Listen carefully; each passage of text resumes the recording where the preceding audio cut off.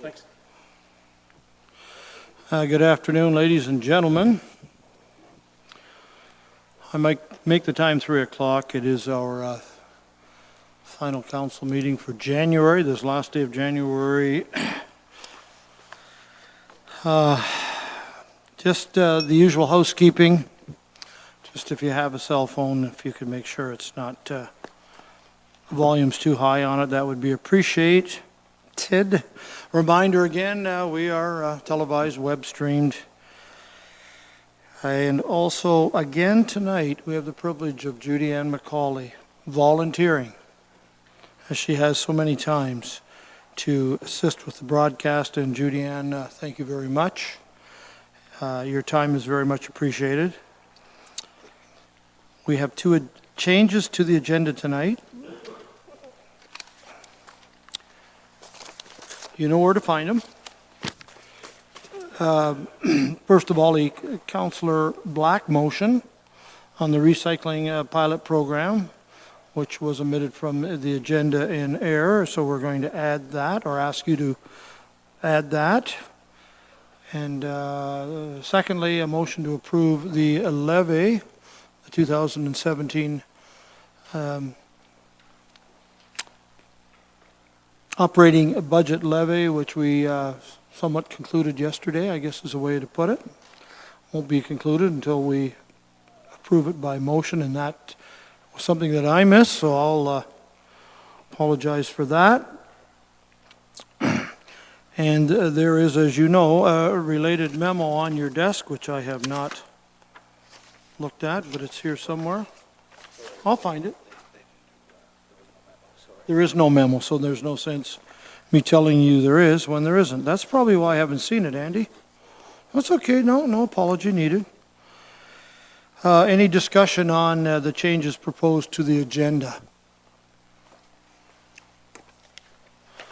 Moved by Sonnenberg and seconded by Black that the agenda be amended to include Councillor Black's recycling pilot program motion and a motion to approve the 2017 levy budget. Discussion?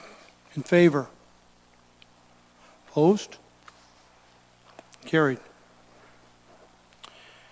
Now we know that Councillor Oliver will not be here this evening. He is on personal business. And Councillor Geisens informed me this morning that he may appear, but it would not be until a little later. Okay, so we may see Councillor Geisens here in the next little while, I think next hour, if things go well. Okay, we've approved those.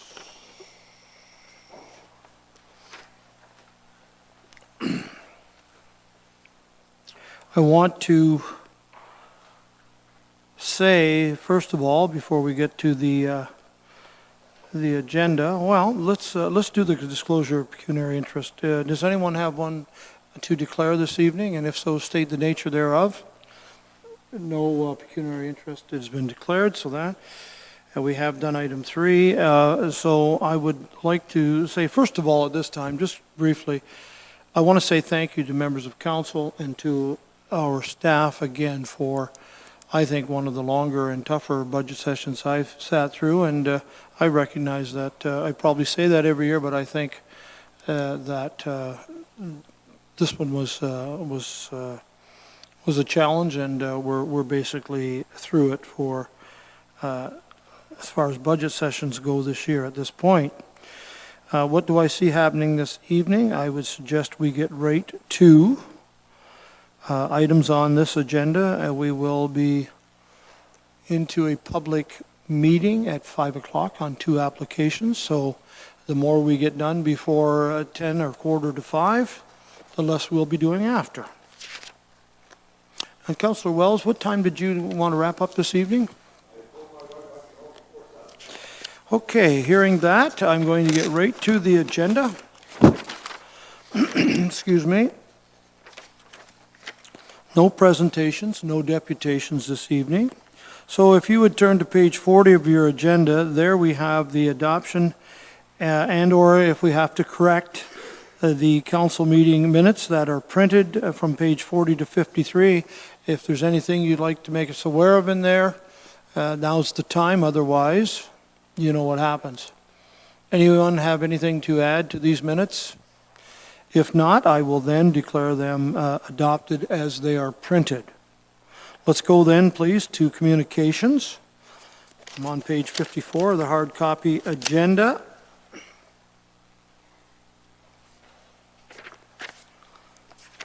This is a communication from Sharon Vokes, who is Clerk/Director of Council Services for Grey County. This is about a resolution letter to the Premier, and it's about hydro, I believe, expenses. I read it, I'm trying to recall, and I think it's about the high cost of rural users who, as you know, have some carrying charges, etc. Page 54, I do have a motion here. I will read the motion, then I'll open it for discussion on the correspondence there.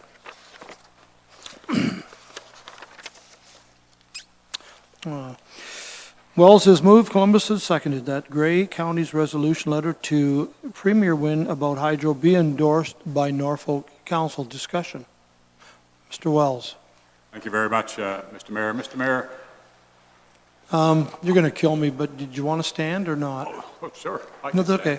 All righty. I know for 4 days we didn't have to. I'm sorry.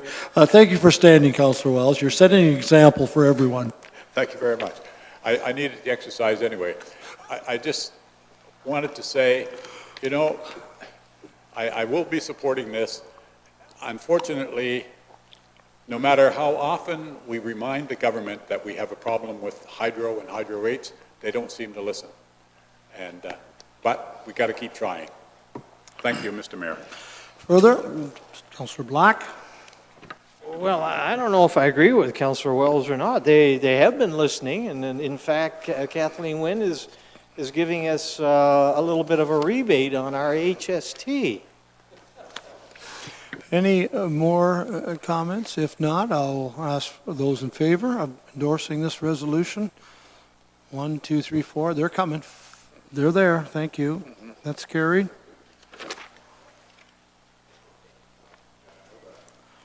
That's the first time you've ever disagreed with Councillor Wells, Councillor Black. Page 55, South Coast Cultural Society, the request for designation as an event of municipal significance, and that is, of course, in what's required for an LCBO application to be approved. Excuse me. Moved by Councillor Bach, seconded by Councillor Height, that the South Coast Cultural Society request for their August 18th through to the 20th, 2017 event be approved, subject to obtaining all required approvals. Any discussion on this motion? Those in favor? Thank you, and that certainly is carried.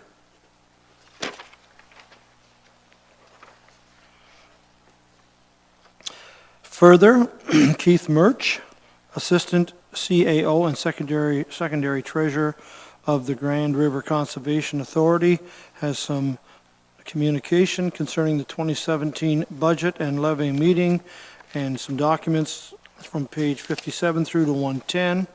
I'm going to read the motion, and then I'll just open it for any questions on the correspondence package or the motion. I think that's probably the easiest.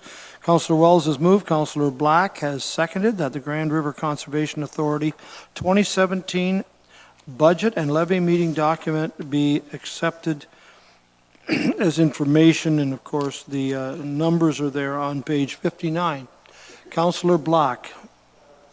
It is, Mr. Mayor, interesting to see that the Grand River Conservation Authority increase for us is, and I guess all the way across the board, is 2.5%. So that seems to be fairly reasonable. Perhaps the new chairman of the LPRCA can take heed, and next budget we'll see something more in this area, 2.5, than the last heavy increase that we received.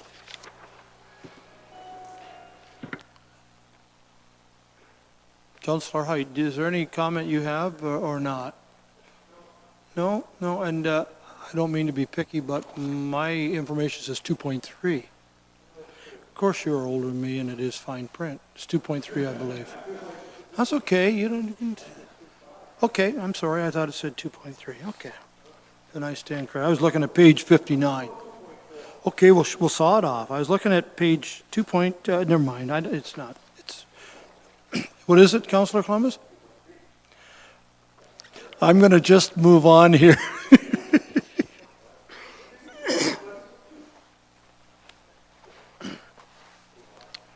We're going to move on here. Any other discussion on the motion to accept this document as information? I am hearing none. I will ask those in favor of this motion. 1, 2, 3, 4, 5. I think your arms probably are tired. Need to be rested this evening. And that's okay.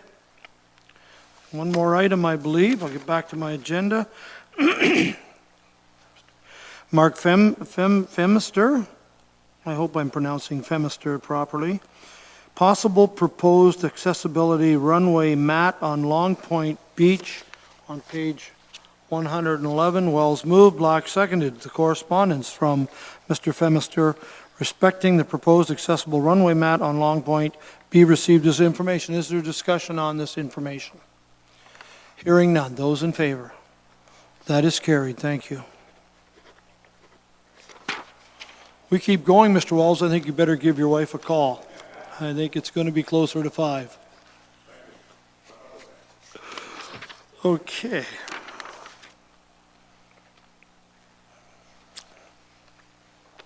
Reports of committees. We'll start and finish with the minutes of the council and committee meeting dated last Monday, January the 13th. That was, actually, no, that was a Tuesday night. My apologies. That's the one from 2 weeks ago, tonight. It's been moved by Councillor Black and seconded.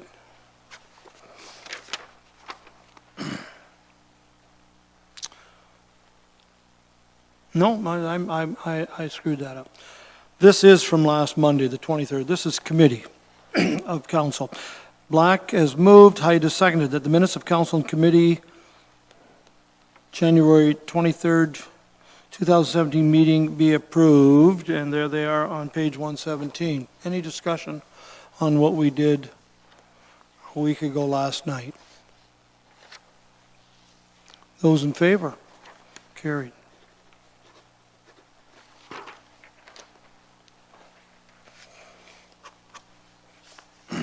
Two staff reports this evening. I'm turning to page 1. What do you need there? Brent isn't here. Good point. I'm glad you're awake. We're going to go to page 148 first.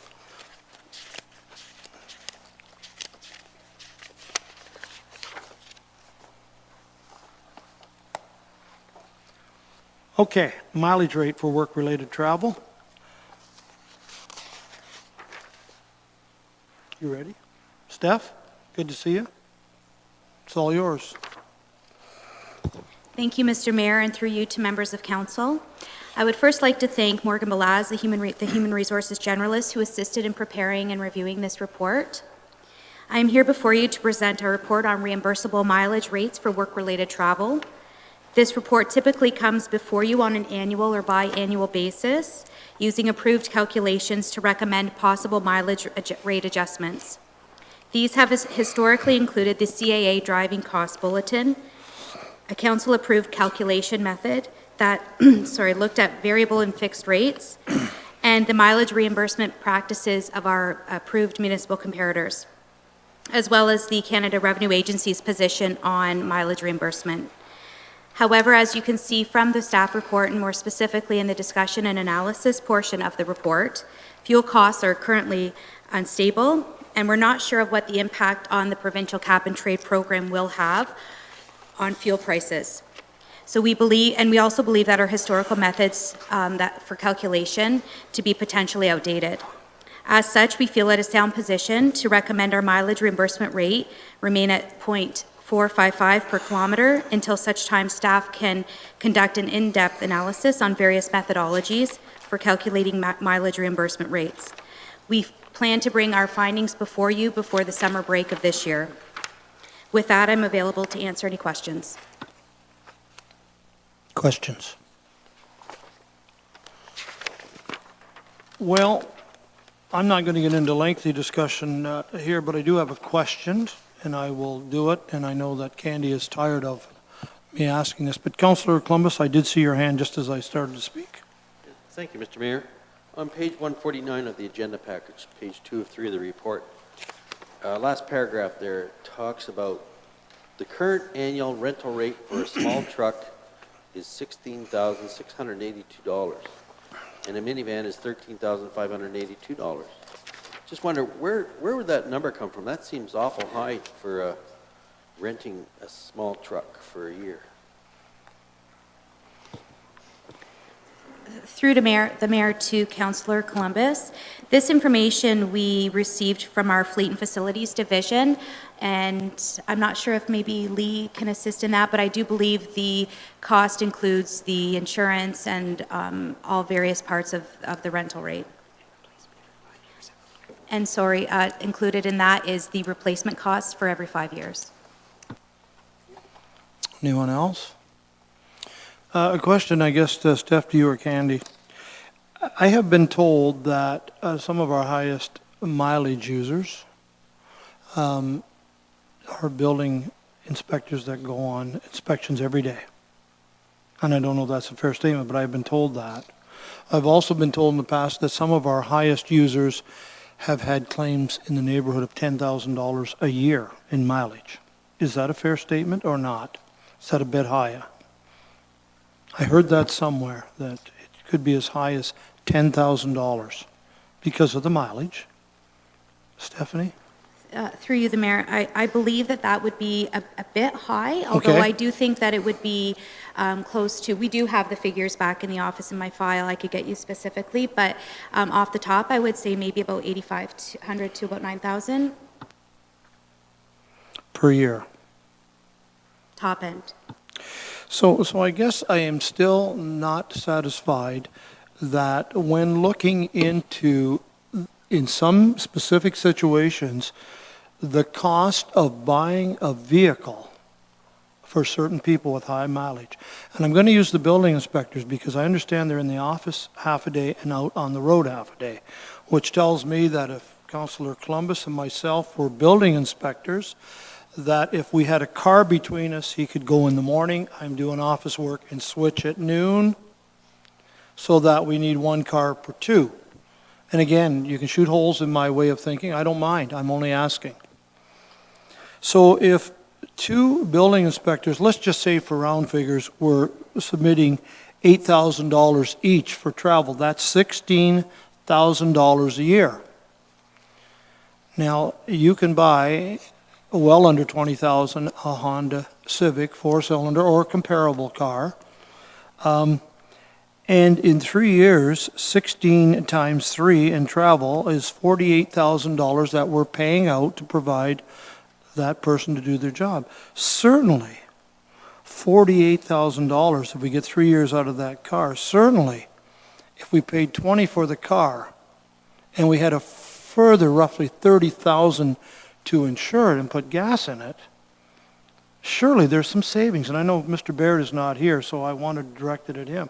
Is that specifically being looked at? Because not all people on mileage have pickup trucks or big full-size pickup trucks. I know for a fact that some building inspectors use much smaller vehicles, and that's rightfully so.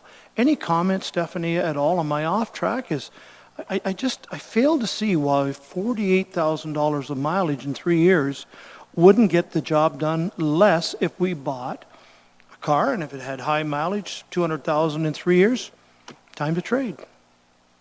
And I won't ask this question again because I've asked it so many times, and I'm always told that no, it's cheaper not to get involved in a car, purchasing it.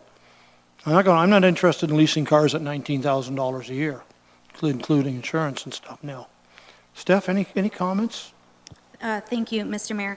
To answer your question, I will start, and then I know Candy has a comment to make, and as well Lee. But basically, so in terms of sharing a vehicle, so we have opportunities in our IT division, and they share a van, for an example. So a specific employee, if they need to go somewhere, then they can take the van for a particular time period, and then if another staff member needs to go to another area, then they could do that. So we do have opportunities within the county that we have for that. I'm not sure then if Candy wants to further explain. No, I think Mr. Mayor, the comment I wanted to make was in regards to the IT van, so certainly I can pass it over to Lee, and then perhaps I'll have something to add after her comments. Well, again, I don't know what question I asked, but I do know that I'm wondering in a situation where I am told, and I am basing it on what I'm told, where one building inspector is out every day, half-time in the office, and so are other ones, why one car shared for 3 years couldn't be done for well less than 40. If in fact, our building inspectors do claim $8,000 to $8,500 a year. That's my simple question. I'm not worried about vans. I'm not worried about Lee's department. And I recognize that facilities is involved. Yes, so. certainly. Mr. Mayor, the amount that the figure that is quoted in the report actually is leasing a vehicle through our fleet pool. And I'm talking, if I may, yes, I'm talking about purchasing. Yes, I understand. Not talking about leasing. I understand. Okay. I understand. And then obviously the cost, though, that's quoted includes the insurance and maintenance and so on. So I hear very clearly what you're suggesting, and certainly we will have further discussions with Mr. Baird before we bring the report back in the summer to look at various options, not only a vehicle from the fleet pool, but also the legalities and the costs involved in purchasing vehicles and whether they could potentially be shared amongst staff within the same division. Thank you. Lee? Through the mayor to council, as the group that's responsible for fleet, that is one of the tasks for the 2017 year that I've tasked the fleet manager with looking at, is I believe that there may be the potential to purchase some additional vehicles and look at that throughout the year, this year. So it is a project where staff are already actually working on from a fleet point of view, because we think that there may or may not be, may or may not be cost savings. So it's something we decided that in 2017 we wanted to investigate further. I believe it extends beyond just bylaw. And the building inspectors, et cetera. I believe that there may be this potential in other divisions throughout the organization. So it is something that we've already identified as something that we're going to work on internally this year in 2017. Okay, and I won't speak any more about this other than I'm very happy with that. There may not be any benefit whatsoever, but that's one area that I think needs to be looked at, and it will be. Thank you very much, and thank you, ladies. And again, it may not, but I think it's worth getting an investigation height, and then I think Councillor Brunton. Thank you. Thank you, Mayor Luke. I completely agree with your suggestion. I feel that the RAB building, it has a lot of the high mileage personnel, I would think, in it with building, bylaw, planning. They all at some point in time go out on the road. It'd probably be beneficial to buy a couple cars and stick them over there with some scheduling and get some use out of them and still have residual resale value on them at the end. Now, the last time that we had this report, I was under the impression that we were going to get that report, that we're supposed to be going to get again of the people that use Is this the report that Ms. the high Robinson? mileage stuff. No, the one that Stephanie said is in Okay. your files. Stephanie, do you wish to respond? If I could, Mr. Mayor. Go ahead. Thank you very much. Certainly, this report has had a number of drafts. Stephanie referred to the analysis with the municipal comparators. The municipal comparators actually showed that Norfolk County was at the 0 percentile, and we would have required, I think as it alludes to in the report, an increase to 49 cents per kilometer to be at the 50th percentile of our comparator group. Certainly a report just went out with area municipalities last week, and in fact the average tended to be closer to 52 cents. Now I know that's not really answering your question, Councillor, but when we went through that first draft of the report, it was very clear to us that this was not an appropriate time to be bringing forward a report to council asking for an increase in mileage reimbursement. So what we decided to do, that it would be more appropriate to do the full report with all of the information that council would need to make the appropriate decision in the summer of 2017. And that will include all of the information, Councillor, that you're referring to. We did, however, include one paragraph that does speak to, in 2015, the mileage rate and the forecasted for 2016. I did see that, but the report specifically I'm looking for was the high mileage employees. Yes, and certainly we will provide that in the summer. Thank you. When we present the report. Councillor Brunton. Thank you, Mayor Luke. Just maybe a question. In that report, Candy, are we going to look at the vehicles that are now at locations that are used, I guess, by multiple staff? Because I'm kind of recall I think it's the Talbot Street Arena. There's always a truck parked behind that arena. There's always a van at the rec center. I don't know if those are used by multiple staff, but would your report include all the different surplus vehicles that are sitting now and used by multiple staff? Through you, Mr. Mayor, yes, that's a very good suggestion, Councillor, and we will ensure that we include that in the report as well. For all departments? Correct. Thank you. Anything further? I do have a motion from Black and Height to receive the staff report EBS 17-09 reimbursement mileage rate for work-related travel, that at this time be received as information. Further discussion on the motion? Those in favor? Opposed? It's carried. Steph, thank you, and Candy, thank you for this report, and something coming probably in the next 5 months or so. For the break, I think you mentioned.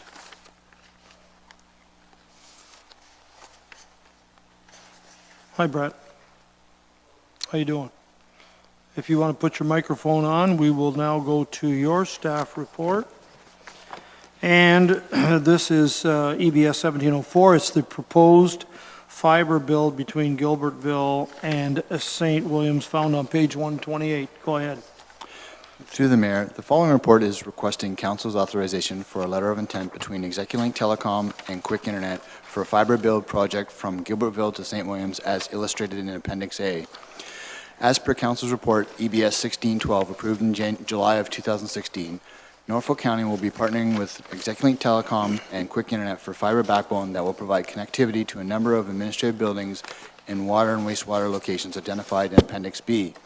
This fiber backbone will also provide fiber to the home for residents in hamlets of Lyndoch, Wycombe, Langton, Walsingham, Port Rowan, and St. Williams. The fiber backbone will also provide enhancements for connectivity to Quick Internet, provide connectivity to 4 of their communication towers to the fiber backbone. Quick Internet will contribute $200,000 to the project, which is approximately $50,000 per communication tower.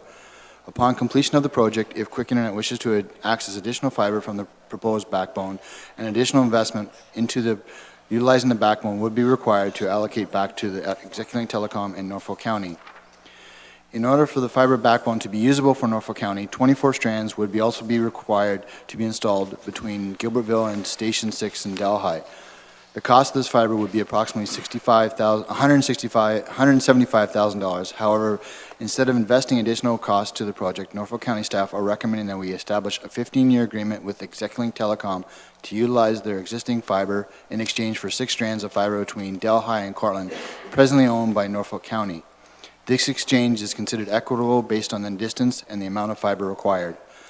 The cost of the fiber backbone is estimated at $1.4 million, of which Norfolk County would be contributing $530,000 to the project, which is under the current established budget of $658,000 that was approved by Council in Report EBS 1612. As part of the project, Execulink Telecom will submit an application for funding from the federal government 2017 Connect to Innovate program.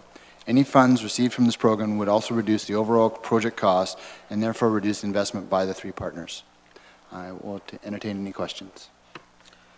Thank you very much. Questions, Councillor Columbus? We'll start with you. Yes, Brent, I think here on page 3 of 7 of your report, it talks about Station 6. I think Delhi Station 5, just to make a correction there. Oh, sorry, my apologies. Station 5, my apologies. Councillor Height, please. Thank you, Mr. Mayor. Brett, I've been tracking the history of the amounts for the dollars and the partnerships agreements, and I guess one of the ones that came forward to us when it was just Norfolk County and Execulink, the grand total was only $1.34 million. and now we're looking at $1.4 million. Wondering how did adding that partner make that price increase of the complete project? So when we looked at the proposed route that is on Appendix A, that is the one that comes up with $1.4 million. The 1.34 was when Quick Internet was not part of the actual partnership, and that would have not allowed the backbone to reach one of their communication towers, which I believe is in Port Rowan area. The way we had planned it, we weren't going by that communication tower within Port Rowan, so that was where the savings would have been.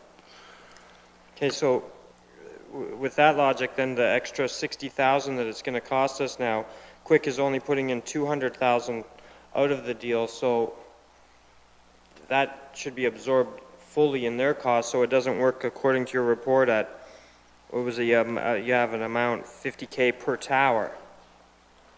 It doesn't really work out to be the same math. It gets a bit confusing because for $50,000 more, we could have just partnered with Execulink.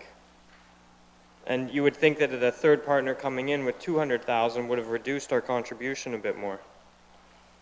Through the chair, the proposal that is presented is the cost that Quick is coming to the table willing to contribute is the $200,000, and the way they've come across it, it was $50,000 per tower is how they've developed their proposal. I understand what you're insinuating, but that's how we've kind of worked out the numbers at this point in time, and that's what Quick has offered to the project at this point in time. Okay, and then in the discussions with Quick, did you manage to find out if they will release Norfolk County from the, I guess there's 4 or 5 more years on these facilities for service charges? Through Mr. Mayor, they will release the charges for those locations that we're currently paying. So yes, we won't have to pay for that additional cost there, yes. Okay, thank you. Thank you. Mr. Broughton, please. Thank you, Mayor Luke. I've read this, and I do have some questions, I guess, through you to Brent first, and then some concerns. First of all, Brent, the line from Cortland to Delhi, who installed that and at what cost? Through Mr. Mayor, that was installed in approximately 2004, I believe. It was done when we extended the water pipe main from Delhi to Cortland. So when they did that project, they had added a fiber optic cable along that water line. So that's when that was done, and the contractor, I can't tell you who did that at the time, but it was done as part of the project. For Norfolk County? For Norfolk County. So we own that. line? We completely own that, yes. Okay, and how many strands is that one, 24? There's 24 in there right now. Okay, and I guess my question is, in your report, and I assume you wrote your report before the agreement was entered into or drawn up on the back of the report, your report says that after the contract is complete, we're going to enter into a maintenance agreement, but in the actual letter of intent on the back, I would assume, and it was in there, that the maintenance agreement will come prior to construction, not after. That's what the agreement says. And I can read that to you if you like. Okay. My apologies. No, it's a draft letter of agreement, and Okay. Establishing the maintenance. I think we're getting into an area where it's the timing. We have to kind of move forward with some sort of time frame within the system to get the project underway. So the maintenance portion of it, maintenance agreement, I was kind of hoping to do it after. If the letter of intent speaks to that, we can re-look at that part of it. Well, the letter of agreement at the back really is in my mind, I think we want to know up front how we're going to share in the maintenance before we get to construction. I think that would make more sense. And that's the way the agreement is written. Okay, we can definitely get the maintenance agreement portion done as well. Okay, the other questions I have here. Is the proposed installation all underground, or is there some above ground? Through Mr. Mayor, it is all underground. Okay. And that will all be 24 strands? There is, Norfolk County will have 24 strands within that. Then there'll be 48 by Execulink. I believe it's 48. We will have 24, and Quick, there will be 24 set aside for Quick as well. Oh, okay. Now, I'm not sure, when you read the proposed maintenance, there's a clause in here, and it's on page 137 of our agenda. And it says Execulink 48%, Norfolk 38%, Quick 14%. It says the maintenance and repair costs with the telecommunications network do not form part of the project costs. And I guess a couple questions on that. One is, with this installation, do we get our 17 locations connected right into the facilities? Through Mr. Mayor,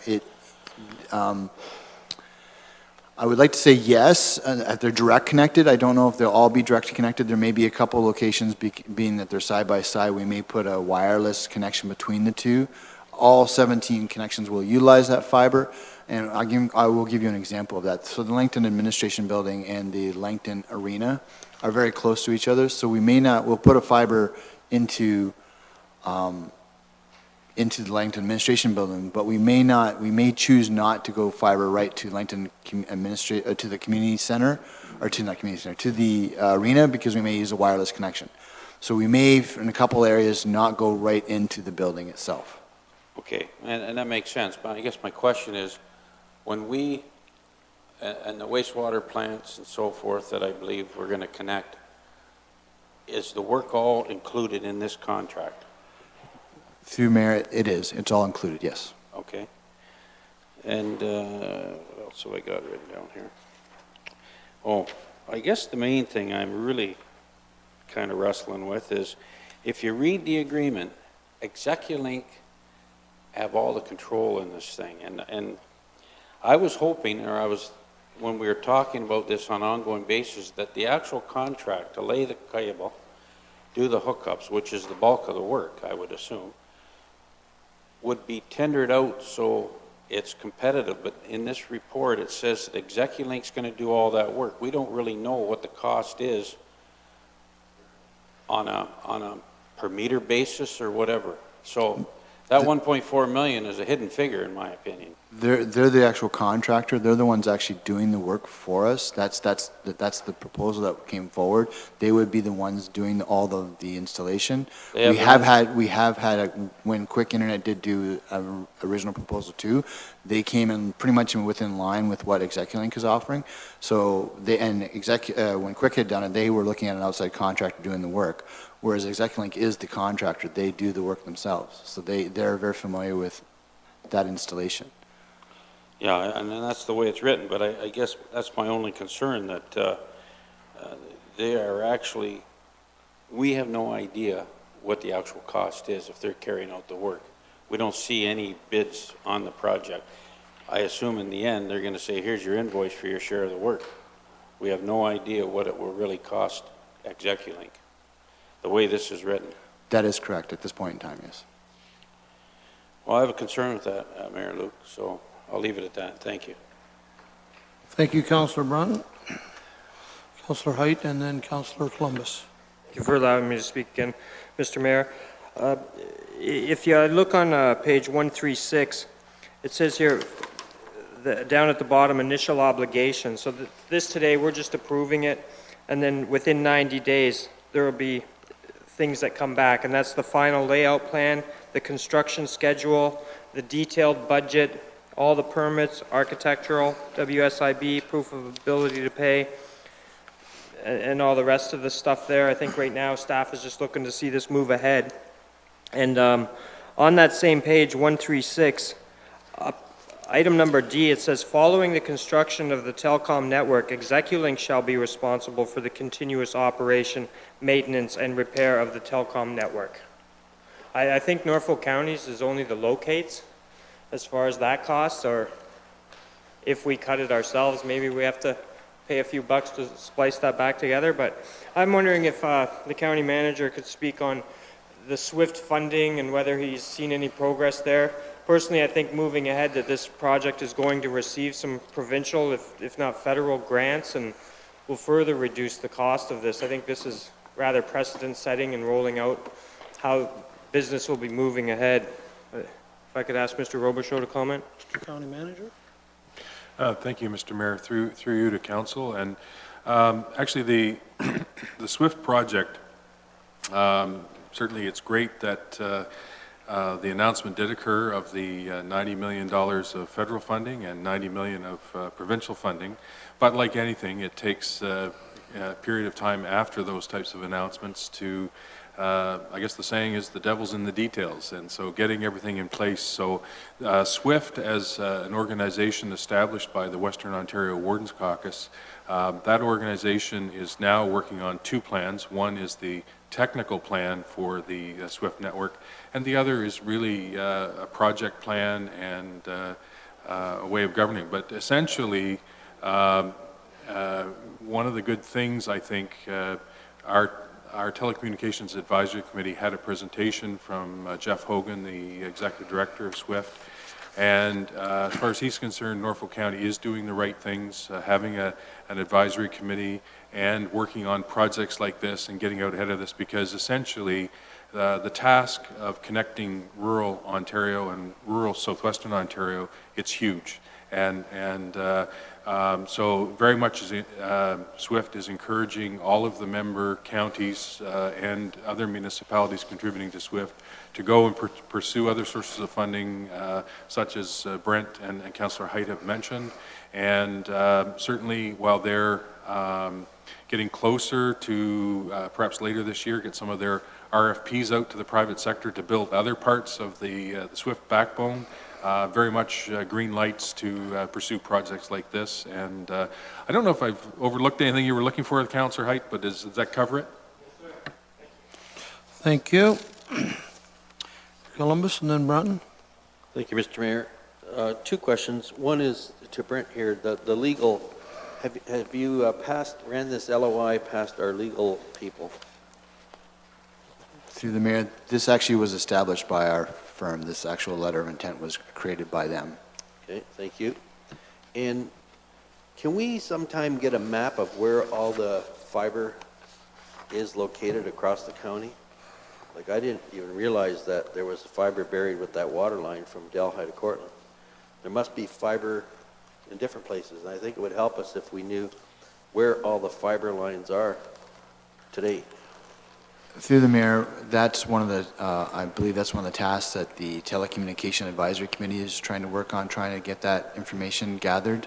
It's a very much of a challenge because not every telecom provider is willing to share that information, but that is one of the tasks being assigned by the Telecommunication Advisory Committee at this point in time. Thank you. Thank you. Councillor Brunton. Thank you, Mayor Luke. I did have another question there on the line from Cortland to Delhi, Brent. That line was installed. When we installed it, did we ever hook anything up to it at the time? Presently, it's being used for, at this point in time, it's being used for water, the water pumping station, or booster station, or whatever they call it in Cortland. We also have our Cortland fire station connected to that. I believe Hydro One utilizes that for other areas. I'm not sure what they're using it for, but there was an agreement that was set a while back that they could have 6 strands of that 24 strands to use for communication as well. Sorry, who had the 6 strands? Hydro One.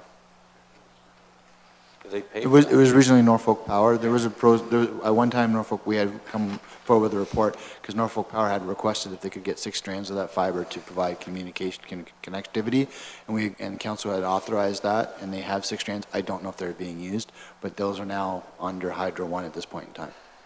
But we still own it. We still own it, yes. Okay, and so if Execulink gets the rest of the strands, the way I read it? No, they're How many asking do they for get? 6. So If they there's, get 6 strands, does that give them basically access to all of Cortland? yes, it will. That's where they're going to pay back? What they'll do is they'll take those 6 strands and they'll create a telco location in Cortland, and then from there they'll expand. That would have been a good money maker for us if we had tendered that out, would it not have? Just the one line from Delhi to Cortland. Cortland's got a lot of potential for internet and whatever. I think we're doing a fair, equitable exchange right now with what we're looking I'm for. not disputing that. I'm just saying it's been sitting there all these years. It would have been a good, could have been a good money. We've had, when it was installed, we originally started using it, there was an issue at first, a connectivity issue, because the termination point was up on Arnold Sayou Drive, so it wasn't going right into Delhi. So we had to get connectivity from that location into the rest of Delhi. So that's the reason why I believe Norfolk Power came into play, is because we connected there so that other people could utilize it. Yes, so that's was done with Norfolk Power at one time. The other question I had was with the 17 locations we have, once they're connected, do we continually have to pay for that, or is that becomes free service for us? Free service is what we have. We don't pay any additional monthly costs. Right. However, as per maintenance, if there are locates or damage to the backbone, we'll have to share in the cost of that maintenance. So that's what the maintenance really deals with. So there's really no monthly cost, no, nothing at all. Thank you. Thank you. Further questions? Councillor Geisens, welcome. No pecuniary interest declared. Thank you, sir. Good to see you. Moved by Councillor Height, seconded by Councillor Black. That report EBS 17. This is the proposed fiber build between Gilbertville and St. Williams. First of all, be received as information. And that council authorize the execution of the attached letter of intent included in this report with Execulink Telecom Inc. and Quick Internet Inc. And further, that council authorize staff to establish a 15-year agreement with Execulink Telecom Inc. for the use of 6 fiber strands between Delhi and Cortland in exchange for fiber connectivity between Gilbertville and the Norfolk County Fire Station number 6 in Delhi. And further, that council authorize a letter of support for a federal funding application relating to the enhancement of broadband service by Execulink Telecom, and further that council authorize staff to establish a municipal access agreement with Execulink Telecom. Discussion on that motion. Those in favor? Carried. Thank you. And Brent Wallace, thank you very much for being here and your report, sir. Good luck.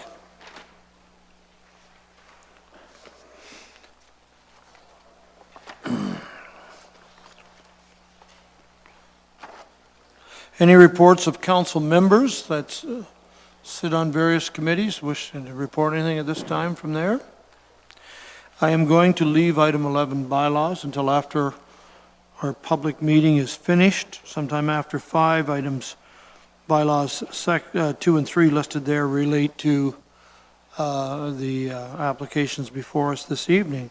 I would at this time like to deal with the motion that we have added to our agenda tonight at the beginning of the meeting. And this motion I will bring forward at this time. This is Councillor Black's motion on the recycling. And I do have a mover, Councillor Black. I don't have a seconder at this time to put it on the table, so to speak. Councillor Wells. I will second the motion to get it on the table, Mr. Thank Mayor. you. I'm going to read the motion, then we'll turn it over for discussion. Councillor Black has moved, Councillor Wells has seconded that the council direct staff to investigate ways to reduce recycled material from being blown out of the recycle containers, and that the report include costs, implementation timelines, and possible pilot project for testing. And further, that staff identify a set date when the report will be presented to council at the time of passage of this motion. Discussion. Wells and then Height. I'm sorry, Black and then Height. My apologies. Councillor Black. Well, this motion comes from, I guess, my frustration over the years of seeing the recycle bins I guess, being put out maybe too early, being put out during windy times, and when the wind picks up, the boxes are blown all over the roads, and it doesn't look very nice. It looks like, in some places like downtown Simcoe, it looks like a dump site. And it's not being, it's not being cleaned up. It happens in front of my place. I have to go up and down the road. I clean it up. Some people do. But I mentioned it before while I was in England about 3 years ago with my daughter. I noticed from my cousin's place about 6 o'clock in the morning, the garbage recycling truck coming around. There's about 4 people on board, and they stopped, they all fanned out, including the driver. And I watched them pick the boxes up, and I noticed they had a net over top. And the net was kind of a large diameter constructed plastic thing that was attached to the box, and it easily went over to contain the material in the box, and the operators didn't seem to have any problems with removing it, emptying it. So it seemed to be working, and I wondered if council sees fit for staff to investigate that or any other possible way of helping to prevent the material being blown out of the box and onto the street. So in some respects, you know, we're trying to keep the place clean, and yet we're not. I guess you could blame the individuals for it, or you could blame the construction of the box, but at least it would give staff the opportunity to have a look at this and come back with some sort of a report one way or the other. So that's where it comes from. Thank you very much for that. Councillor Height to the motion. Thank you, Mayor Luke, and thank Councillor Black for bringing that forward. I too am a bit tired of picking my garbage out of the ditch when it gets blown around. But do we not have a waste reduction strategy report coming to council later this year, and will it not address different containers? Through the mayor to council, yes, there is a report that provided council approves the operating budget. That report was contained as part of the operating budget and will be coming forward later in 2017. Those types of reports don't typically look at different types of containers that can be used unless that's specifically requested. So we could include it if that's council's wishes. So we're just going to go with the same thing? Like, is it not a consulting company that comes in and does? It is a consulting company that does come in to do that study on behalf of typically they don't look at, from a waste reduction point of view, they don't look at different styles of containers or whether or not it would have the nets that Councillor Black is referring to. We did investigate. We have actually started the process of investigating that type of material. We can't find anywhere in North America that makes them. They'd have to be shipped over from England. There are other features that are available here in Canada that have the same effect, but they're not the sort of netting. It's not something we would typically look at as a waste reduction method because it's really not. The waste reduction study is to reduce the solid waste. This is just sort of how we collect it. Okay, because like one of the other municipalities that I was in, they have a green bin with a steel lock that comes down. It locks it very much like a garbage can. Yes. And that's another way, and they're fairly easy to And deal those are with. typically used for organics collection, and that is something that the waste reduction study would be looking at, yes, but not in terms of different sizes or different options for our recycling bins. That's not something we would typically task in a waste reduction study, although we can. Okay. It's just Thank not you. normal procedure. Thank you. Further discussion on the motion of Councillor Blacks? You've heard the motion. I'll call the question. Those in favor? Those opposed? That's carried. Thank you. Thank you, Councillor Black, for bringing this forward. Go ahead. Motion did indicate time of passage of the motion, a date. I just wanted to get a date from staff when they could come back with this, so I could be part of it. Timeline? Certainly, through the mayor to council. Just so that I'm clear on the motion, if you're looking to have us also bring back sort of an idea for the pilot study, I would say that the second committee and council in May would be reasonable. If that's something that you want us to look at after whether or not council approves these cost initiatives, then we could probably bring it back in April. So depending on exactly what was intended by the idea of a pilot study in the motion, which date was feasible. Right, yeah, I think, you know, it is just one step first, and then if council does approve that, then the pilot would be second, so you're saying in April sometime? For the second committee and council meeting in April, we could certainly bring back options for council to consider. Maybe the clerk can make a record of that then. Thank you very much, appreciate that. Thank you. The other change to the agenda this evening was the motion concerning the levy-supported operating budget. I'm going to go to that now, get that out of the way. Moved by Councillor Wells and seconded by Councillor Columbus, that report FS 17-02 relating to the proposed 2017 levy-supported operating budget be received as information, and that the 2017 levy-supported operating budget with a net levy requirement of $79,627,360 be approved,